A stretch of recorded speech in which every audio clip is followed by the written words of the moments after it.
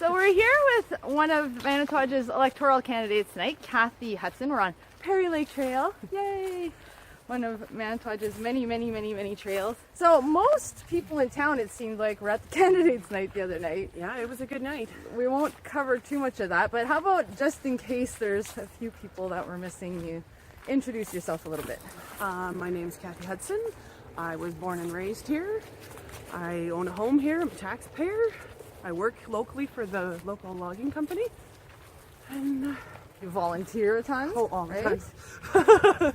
It's one of those, you never know how you have a job sometimes. And every year, of course, you're responsible for the awesome fish derby we have. I am. The free fishing weekend in the winter. You always run a fish derby, which, I mean, it's been awesome year after year.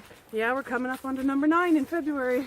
Wow. What other kind of stuff does the Emily do? Like, Oh, we have fixed up boat launches. We fixed the one at the Black River Bridge. oh wow. We did some work out at Wowen to make the launch there a little more usable. There's a bench up on Ensis that we built so people have someplace to sit. Nice. We've been a big part of just trying to help with Kahlua. The original reason the group was started for the lakes that were being not accessible to the public. Yeah. So that's why the group originally started. I'd imagine that keeps you pretty busy. It does, yeah. Like, what was the main reason you thought, I have to run for council? Like, it's kind of a thankless job.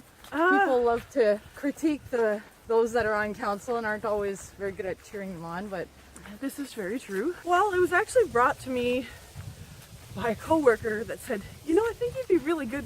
You should run on council next year. And it just put the bug in my ear. It got me thinking, and like, it wasn't an easy decision because I know that it is a very thankless job, but it's also a job that needs to be done, and I think people that take it on are pretty brave because there's so much, like, I don't know the extent of what I'm getting into. That's the scary part of it. and I'd imagine the campaigning part is probably not very fun either, right? It's been interesting because I've lived here for so long and I know so many people. I automatically get, oh my God, I'm so glad you're running.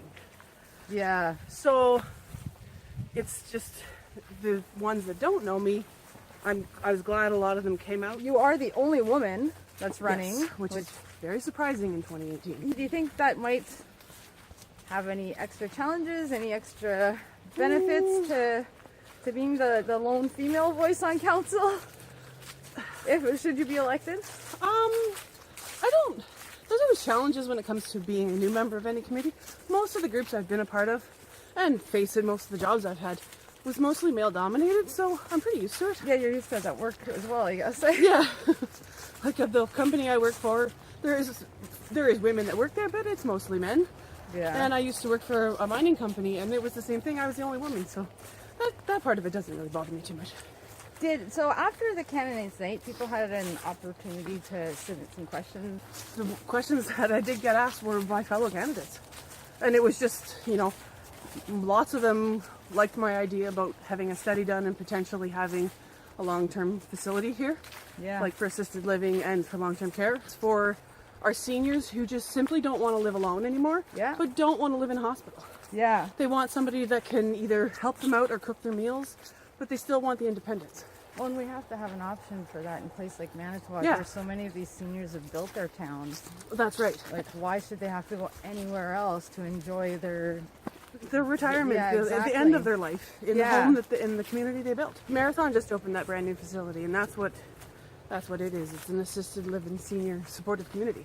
And we have our nice modern hospital. We do. And we have fabulous staff. 2 new doctors that have just started. Yeah. And one of them actually is my doctor, and he's a very nice young man. And hopefully he just chooses to stay because he's another one that came with his wife and his children. Yeah, it's always exciting when they bring children into Oh yeah, for sure. Yeah. And just simple fact of our town has gotten smaller, so our schools have gotten smaller. Well, and all 3 schools are suffering from not enough students, right? The elementary schools and the high school has its challenges with not enough students, so... Yeah, and this is a really hard time in all populations. Like, right now is the only time in history that the population over the age of 65 is greater than the population under the age of 15. And we know And that not reality just- here. yeah. Half of our population, right? Over 55. Yeah, and I think we gotta, I don't know, we gotta do, it's a hard balance to find the balance to bring the young families in and keep them here, but we also want to aid our parents Yeah. and Don't want to neglect sometimes the senior grandparents population. that don't want to move on because they own their homes here and they've lived here for, 30, 40, 50, 60 years. Yeah. So it's a really hard balance, and I'm not sure what council could do. I'm sure we could look into something for taxes to keep those, try and get them a little bit lower. That might be where industry could come in. Yeah. We can get that tax base back. It's, I don't know. It's a really tough thing to do. And having never been in there, never done this, I don't know the ins and outs of any of this yet. So. Yeah. And I think you can watch as many council meetings as you want or attend them however you're able to do it. But it's still not letting you in on the ins and outs of how it actually works behind the scenes. Yeah. Because what you're seeing is more Such or a less an small end result. picture, yeah. It's just, I think it's going to be a really, really big learning curve. But I'm looking forward to it. I think we're going to have some good people in there. People that I think I could work well with.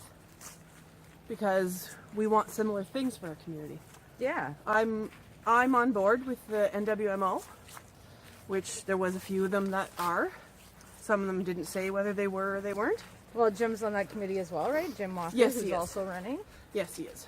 Actually, he's the head of the committee, I believe. Yeah. So people you've already been working with. Yes. I think we just need to get in there and see what kinds of things we can figure out.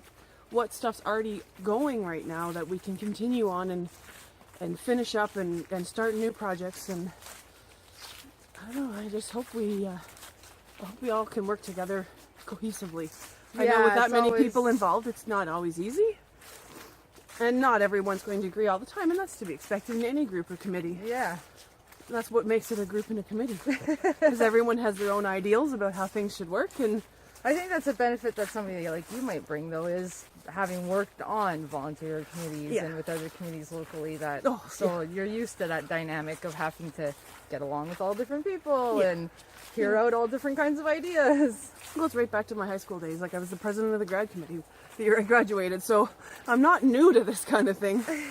I don't know, I think this maybe was just the next step in my life. Just see what I can do for my town. What do you think our role is in working with our neighbors? Do you think there's an opportunity there for any kind of regional initiatives? I think we need to work with our neighbors on the North Shore because we are north of Lake Superior, and as small communities so far away from Southern Ontario, we tend to get forgotten up here. And I think as small communities, we need to all work together, bounce ideas off each other, help each other out where we can, whether it's through fundraising or, I heard about this great funding opportunity or this grant, and pass it on to other councils. And I think you need to have a good working relationship across the board, because if you don't, then you're just one little community fighting against another, and that's not the way to do it when you live up north, because in the north you have to work together. Yeah. Well, we're at the end of the trail. So thanks so much, Kathy. No problem. If anybody wants to get in touch with you, if people have questions, is there a way they could talk to you before the election day, or? You can contact me on Facebook if you want to. Which was easy. That worked for me. Yes. That's probably the easiest way to get a hold of me. I do work long hours, so I'm gone from home 12 hours a day and in bed early. So if you want to call me, you can. But I may not get back to you right away just for that reason. I will do my best. Thanks so much, Kathy, and make sure you get out and vote. Whether Absolutely. it's for Kathy, somebody else, whoever, get out and vote. Have a good night, and See you later. perfect. I was glad a lot of them came out and you got introduced. I'm not brave enough. Hopefully now. We might have to go back and forth.